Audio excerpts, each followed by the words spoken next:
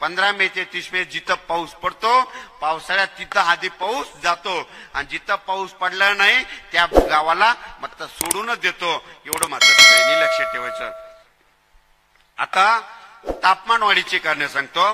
दरवर्षी काय व्हायलंय उन्हाचा पारा 1-1 अंशाने वाढत चाललाय। नगर जिल्ह्याचं तापमान परभणी जिल्हा असो का महाराष्ट्रातल्या 36 जिल्ह्याचं तापमान असो पहिले तापमान किती होतं 38,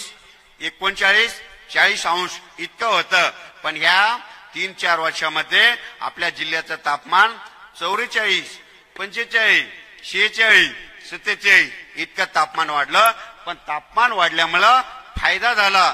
पाऊस वाढला कारण की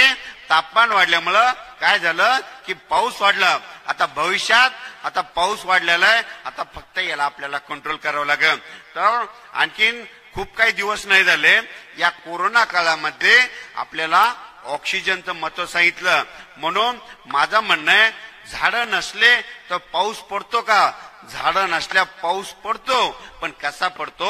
जगातून पाणी वतल्यासारखा आणि जितके झाडं जास्त तितका पाऊस रिमझिम पडतो। एक उदाहरण सांगतो